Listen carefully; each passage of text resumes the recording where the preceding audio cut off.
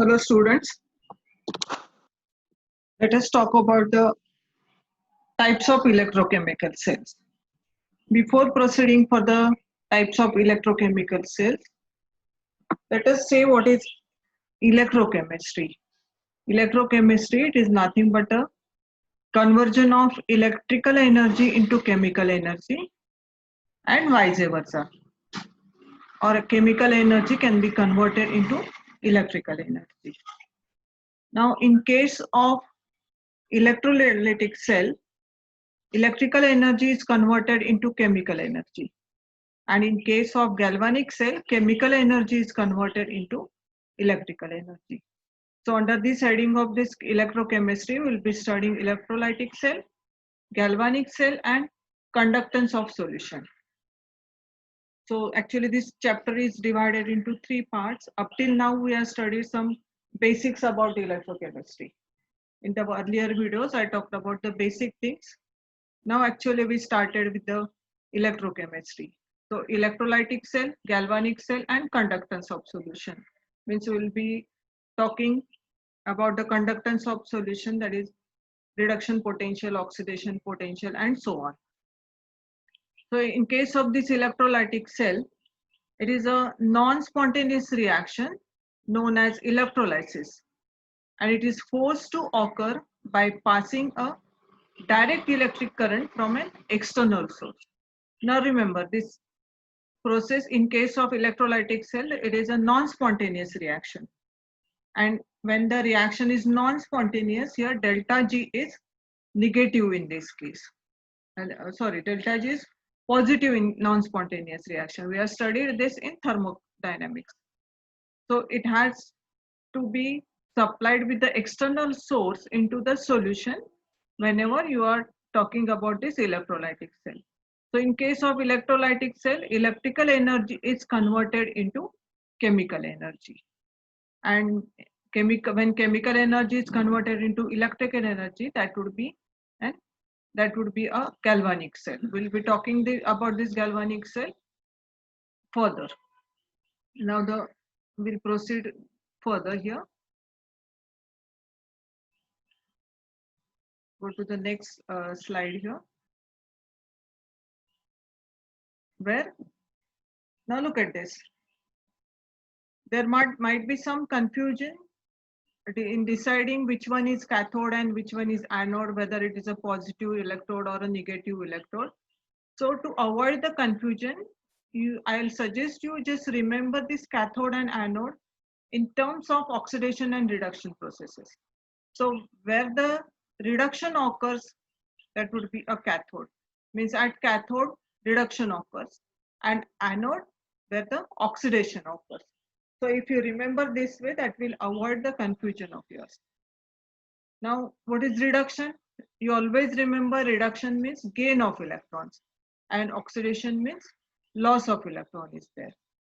So if you remember these things in your minds in well-mannered or in a very precise way, you will have no confusion in deciding the anode and cathode and what is oxidation and what is reduction. Remember, we are talking in terms of electrons here, because to complete the electrical circuit, we need to talk about electrons here. So we'll not be talking oxidation and reduction in terms of addition or removal of hydrogen and so on. So reduction is nothing but gain of electrons, and oxidation is loss of electrons. In case of non-spontaneous reaction, as we have already said that the electrolytic cell, the reaction is non-spontaneous one. So in non-spontaneous reaction, delta G is positive here. Now we know this equation from thermodynamics, that is delta G, that is the free energy. Actually, it is a Gibbs energy, equals to delta H minus T delta S. This is the total energy of the system, and this is the freedom of the system. And delta G, it is nothing but, you can say, that is the useful energy of the system. Now, if I'll try to explain in very simple way. If I have some 1,000 rupees with me, and from this 1,000 rupees, if I keep for myself 500 rupees for myself or for my freedom, or for my safety, isn't it? And if now I left with only 500 rupees with me, now those 500 rupees can be used for, I want this to be used for any social cause or for the useful things I wanted to do. So that can be termed as a useful energy. Means actually this Gibbs energy is nothing but a useful energy of the system. Okay. So whenever the reaction is carried out, and if I say it is a non-spontaneous one, the system has to be supplied with some energy, and that supplied energy can be added into this useful energy part. It means that in non-spontaneous reaction, this part, that is the useful energy or the Gibbs energy, will increase. So as there is increase in the Gibbs energy, so delta G will be positive in case of non-spontaneous reaction. Now in electrolytic cell, anode of the electrolytic cell is positive and cathode of electrolytic cell is negative. So you can remember in this way also, but you will have to reverse the things in case of galvanic cell. So instead of that, you just remember cathode where reduction occurs and anode where oxidation occurs. That will be more easier for you to understand the concept. Now the next, we'll proceed further. In the next slide, we will see some of the examples of the galvanic cell and the electrolytic cell. Now, in case of galvanic cell, this is the spontaneous chemical reaction, produces electricity, and chemical energy is converted into electrical energy. This is exactly the opposite of the electrolytic cell. We will be talking about this galvanic cell further. In case of anode, in case of galvanic cell, anode is negative and cathode is positive, or exactly opposite of the electrolytic cell. Now, electrolytic cell, some examples we can put like cells used for the decomposition of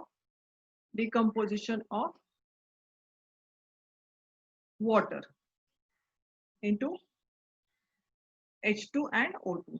This is one of the example of electrolytic cell. Another you can write cells used for purification of water.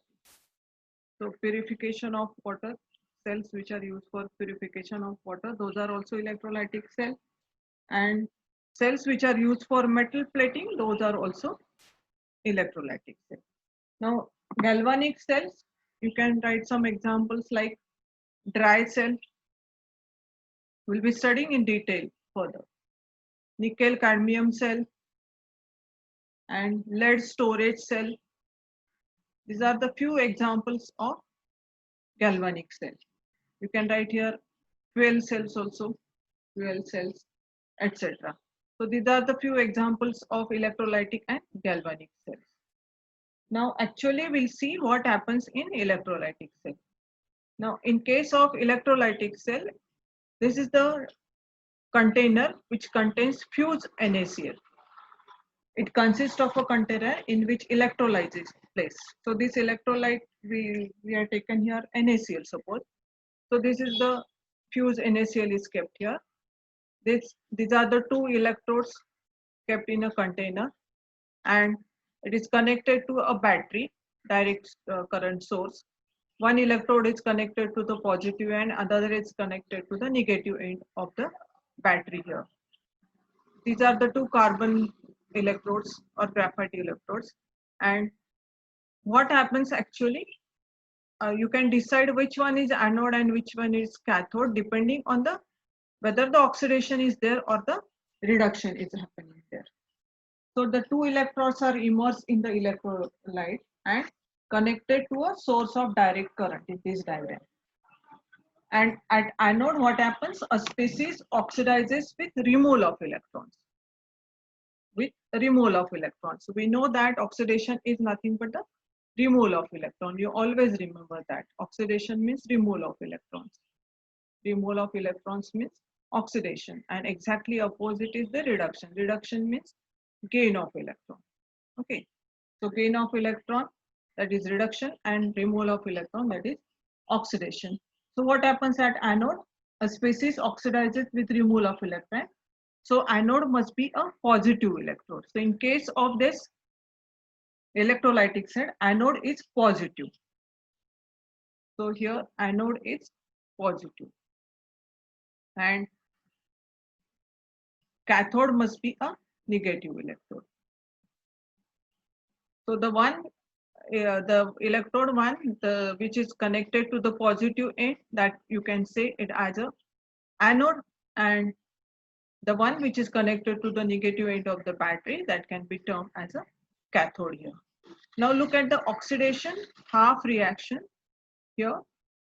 Look at the oxidation half reaction which is happening here at the oxidation at anode. As I told you that oxidation, it occurs at anode. You remember this way. And reduction at cathode. So you remember the things which I wrote with a pink color. So oxidation half reaction at anode. Now look at this reaction. This chloride ions, those are converted into chlorine by loss of electron. So loss of electron, it means that it is an oxidation one.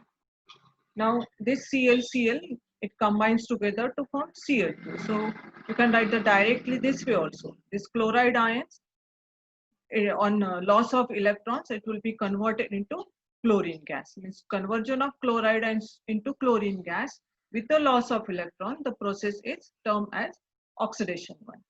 Since we are interested in the redox reaction, so this is the half part only. We have to still talk about the reduction also.